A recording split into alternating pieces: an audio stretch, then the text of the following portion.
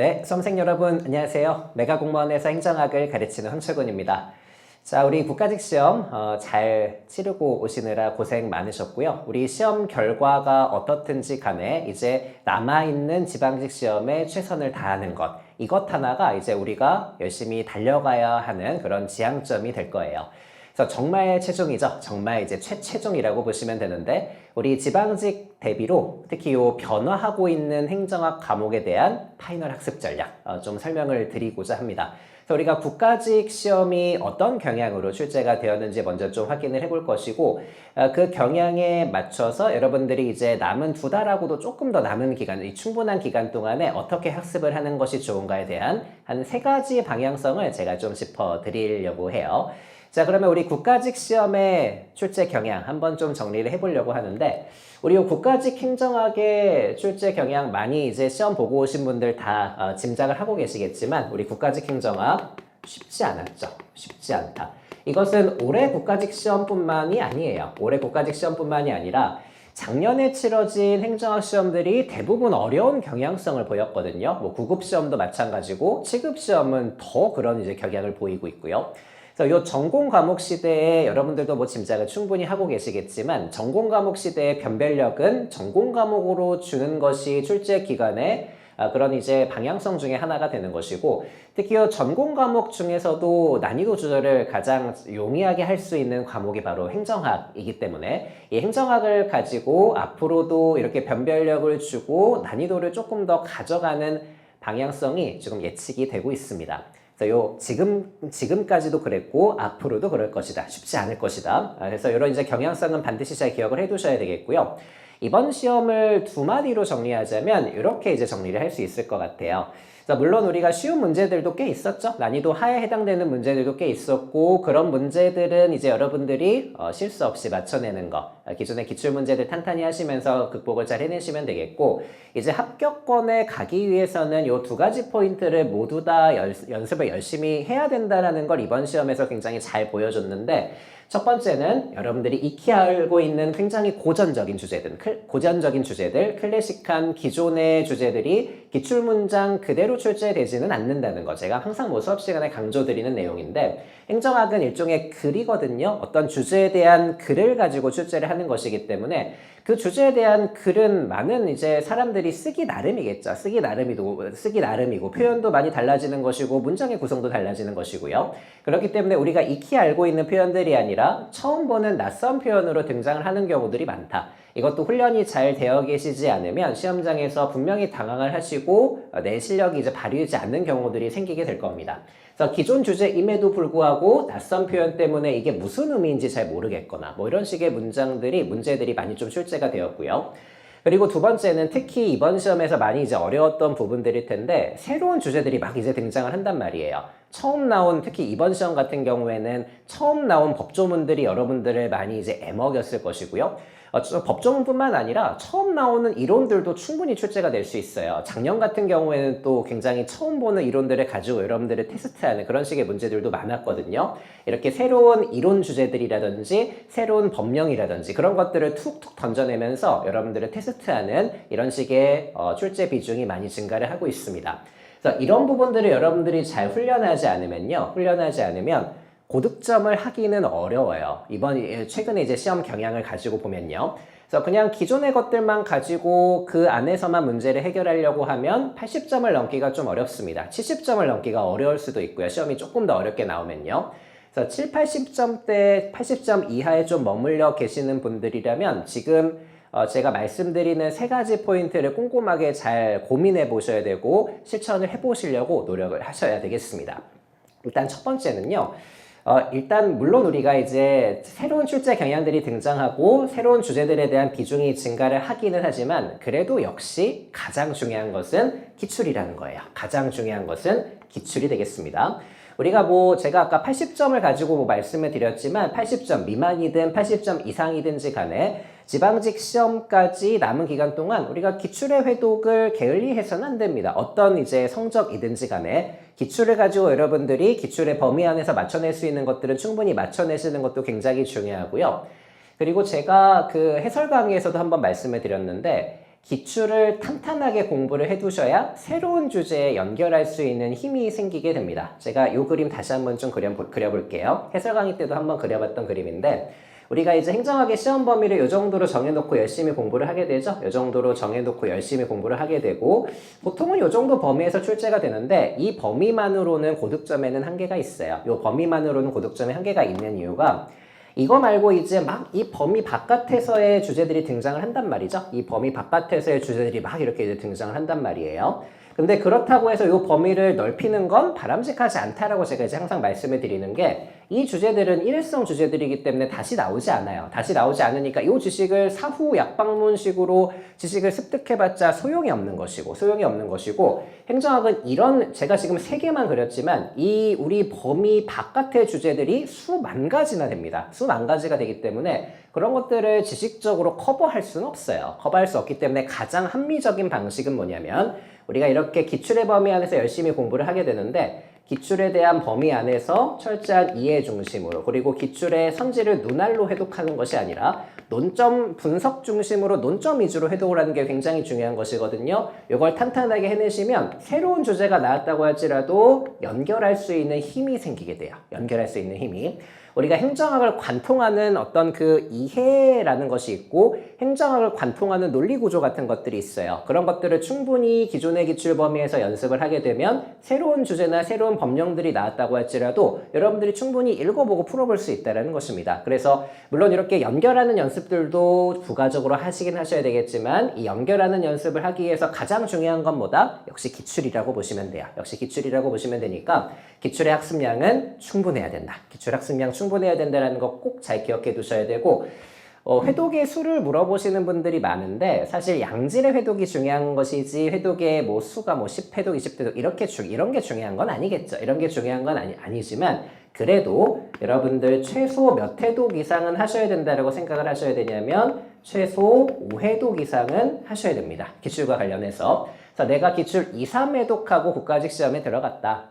그런데 이제 점수가 잘 안 나왔다. 그것은 학습량의 부족이 이제 1차적인 원인이라고 보시면 되는 것이니까 기본적으로 최소 5회독 이상은 하자. 더 많이 하시면 좋은 것이고요. 5회독 정도는 최소로 이제 잡으셔야 되고 물론 이 기출에다가 무엇까지도 같이 회독을 하셔야 되겠어요? 중요한 개념들도 같이 잘 회독을 해두시면 되는 것이니까 뭐 제 수업을 따라오시는 분들은 제 기출문제집에다가 패스프레소라는 압축서 같은 것들 잘 더해가지고 병행하시면 되고 아니면 여러분들이 갖고 계시는 기본서나 요약서 같은 것들 그 개념들도 기출 회독하실 때 같이 활용을 잘 해두셨으면 좋겠습니다. 이게 가장 기본적인 이제 학습의 방향이라고 보시면 될 거예요. 자, 이게 첫 번째고, 이게 첫 번째 이제 학습 방향으로 말씀을 좀 드렸고요. 이제 두 번째로 한번 가보도록 합시다.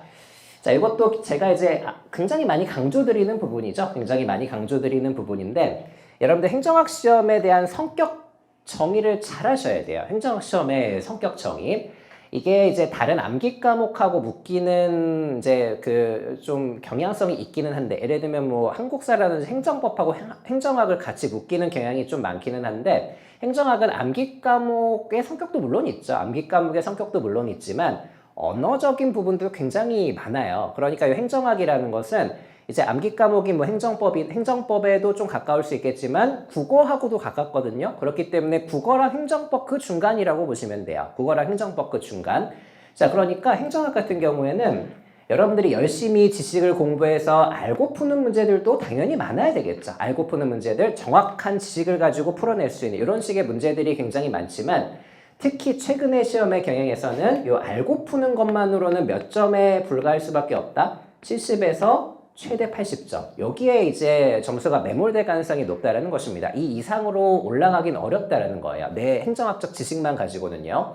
그렇다고 범위를 넓혀봤자 똑같아요. 범위를 넓혀봤자. 어차피 그 범위 안에서 뭐가 나올지는 모르는 것이고 특정 주제를 찝어서 공부해봤자 그게 나오지 않을 가능성이 훨씬 더 높기 때문에 기본적으로 내가 알고 푸는 그런 이제 그 스탠스를 그런 어떤 그 방향성만 취하게 되면 점수에 한계가 있을 수밖에 없다는 것입니다. 점수에 한계가 있을 수밖에 없다.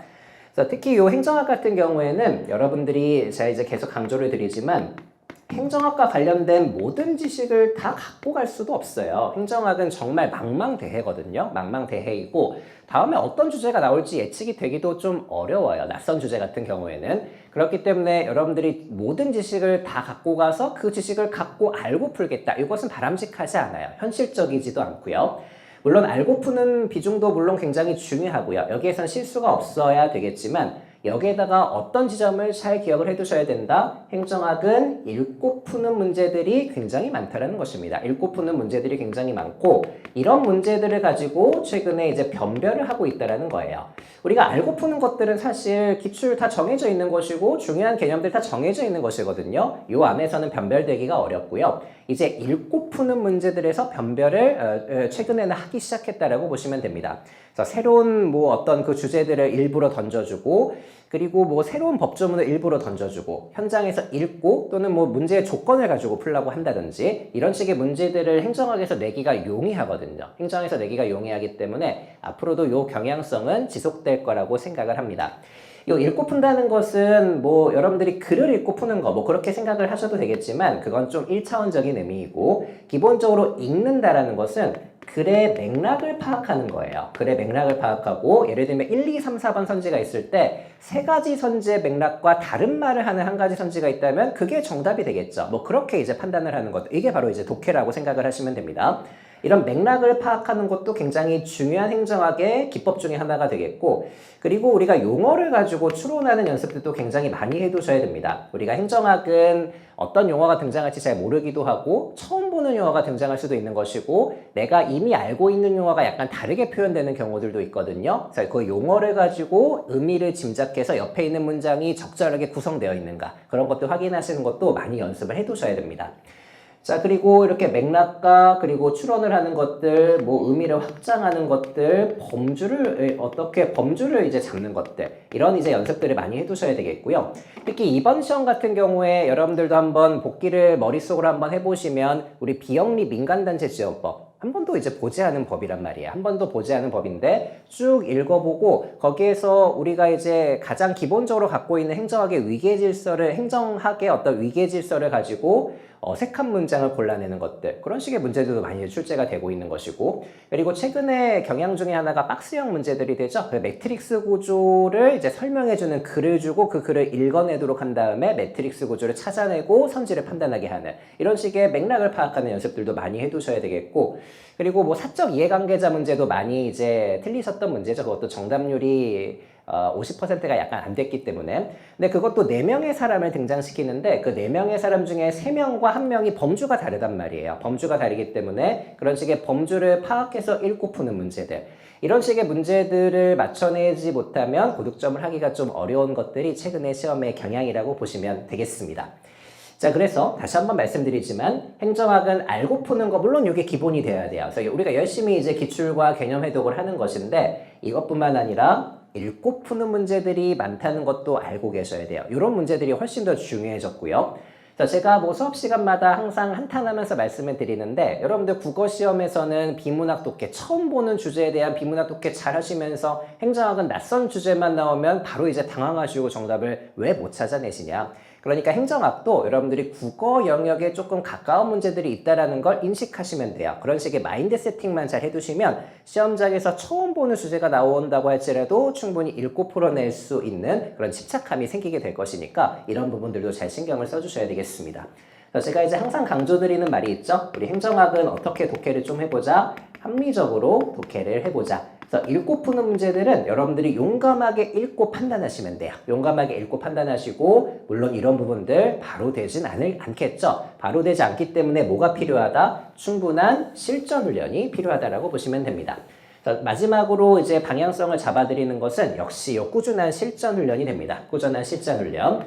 이 실전 훈련은 제가 뭐 항상 강조드리는 것이고요. 행정학은 그 과목의 특성상 이게 지식형 시험만은 아니기 때문에 지식형 시험만은 아니고 약간 국어 그러니까 글을 읽는 그런 이제 독해 영역의 시험이기도 하기 때문에 그런 것들은 특히 여러분들 실전 훈련이 중요하다는 거 익히 알고 계실 거예요. 그래서 내가 알고 있는 지식들을 확인하는 용도로도 모의고사 같은 것들을 활용하셔도 좋지만 내가 알고 있는 주제가 아까도 제가 이제 말씀드린 것처럼 내가 알고 있는 주제지만 낯선 표현들로 등장을 많이 한단 말이에요. 행정학 같은 경우에는 글을 쓰는 사람에 따라 표현들이 달라지기 때문에 낯선 표현들을 많이 읽어보는 게 필요해요. 물론 우리가 이제 시험장에선 또 처음 보는 문장들이 등장할 수 있거든요. 근데 그런 것들은 나의 기본적인 독해력을 향상시킨 다음에 대응을 하시는 것이지 그런 문장들을 다 외우고 들어갈 수는 없어요. 외웠다고 해서 그 문장이 다시 출제되는 것은 아니기 때문에 그러니까 이런 식의 낯선 표현들을 평소에 읽고 적용하는 훈련들 이런 것들은 양질의 문제들을 가지고 제가 그런 문제들 많이 제공을 해드리니까 그런 문제들 가지고 활용을 하셨으면 좋겠고 연습 많이 하셨으면 좋겠고 그리고 이번 시험에서도 많이 등장한 것처럼 요 미기출 주제들이 행정학은 많이 나올 거예요. 앞으로도 그럴 것이거든요. 이게 비중의 차이일 뿐이지 뭐 시험이 조금 쉬우면 2문제 정도, 시험이 어려우면 막 8문제 정도까지도 낯선 주제들이 나오게 될 텐데 요 미기출 주제들은 외우고 들어가는 게 아니에요. 알고 푸는, 그러니까 지식적으로 푸는 것이 아니라 어떻게 푸는 거라고요? 읽고 푸는 거예요. 읽고 푸는 것이다. 그러니까 요 읽고 푼다라는 것은 내가 충분히 생각해보고 그러니까 충분히 고민을 해봐야 되는 것이고 추론도 좀 해봐야 되겠고요. 그리고 응용도 좀 해봐야 되겠죠. 이런 것들 하루아침에 되는 게 아니에요. 하루아침에 되는 것도 아니고 특히 우리가 행정학 20문제에 대한 시간 배분도 잘 해두셔야 될 것 아니겠어요? 아무래도 이런 문제들은 시간이 조금 더 걸릴 것이기 때문에 여러분들이 익히 알고 있는 문제들은 빨리빨리 처리하고 이런 문제들의 시간을 더 배분해내는 이런 식의 시간 배분 훈련도 굉장히 중요하게 될 것이거든요. 그러니까 이렇게 뭐 낯선 표현들을 확인하는 연습들, 미기출된 주제들에 적용하는 연습들 이런 것들도 우리가 실전 훈련에서 중요한 포인트지만 전체적인 시간 배분을 하는 것도 실전 훈련에 굉장히 중요한 포인트가 될 겁니다. 이번 시험도 아마 다른 과목에 밀려가지고 행정학을 조금 시간 배분을 잘못하셨거나 행정학 문제 자체에서도 시간 배분을 잘못하셔서 아쉬운 분들도 분명히 계실 거란 말이에요. 그렇기 때문에 시간 배분 훈련도 꼭 신경 써주셨으면 좋겠고 행정학의 과목 특성에 맞는 가장 중요한 파이널 전략은 역시 요 실전 훈련이라는 거 다시 한번 강조드리도록 하겠습니다. 그래서 우리가 이제 지방직까지 그래도 올해 같은 경우에는 시간이 충분해요. 시간이 충분하기 때문에 국가직 시험 결과가 아쉬우신 분들이라고 할지라도 충분히 만회할 수 있고 내가 원하는 결과를 낼 수 있는 그런 이제 기간이 충분한 것이기 때문에 제가 말씀드린 요 3가지 포인트 첫 번째 기출 학습량이 좀 부족한 사람들은 최소 5회독 이상은 하자. 그러면서 이제 개념 회독까지 병행을 좀 해보자. 그리고 두 번째는 행정학이라는 과목에 대한 마인드 세팅인데 알고 푸는 것도 물론 중요하지만 읽고 푸는 문제들도 많다. 이렇게 접근하는 것들도 반드시 마인드 세팅을 잘 해두셔야 되겠고 모든 것들을 아우를 수 있는 꾸준한 실전 훈련이 여러분들의 고득점을 결정한다는 것도 꼭 말씀을 드리고 싶었습니다.